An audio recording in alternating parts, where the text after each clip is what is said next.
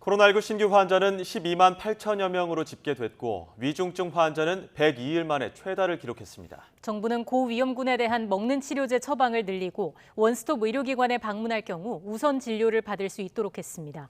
사회 2부 연결합니다. 김현아 기자. 네, 사회 2부입니다. 네, 오늘 코로나19 신규 환자 현황부터 전해주시죠.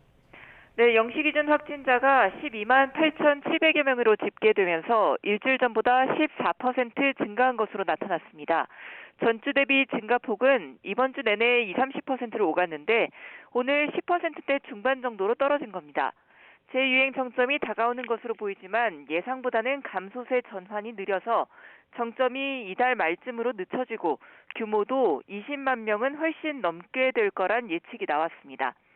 위중증 환자는 35명 늘어나 453명으로 집계됐는데요. 지난 5월 2일 이후 102일 만에 가장 많았습니다. 병상 가동률도 40%를 넘었고 일일 사망자는 58명 발생했습니다. 일상을 유지하면서도 피해를 줄이기 위해 정부는 연일 의료 대응 상황을 점검하고 있습니다.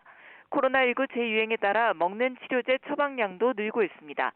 하지만 여전히 60세 이상 확진자의 18.7%만 먹는 치료제를 투약하고 있다며 적극적인 처방과 투약을 권고했습니다. 방역당국은 고위험군의 경우 초기에 먹는 치료제를 투약하면 치명률이 절반가량 줄어든다며 처방 의료기관과 약국을 대폭 확대하기로 했습니다. 정부는 또 검사와 치료제 처방, 진료까지 한 곳에서 받을 수 있는 원스톱 의료기관을 재정비했는데요.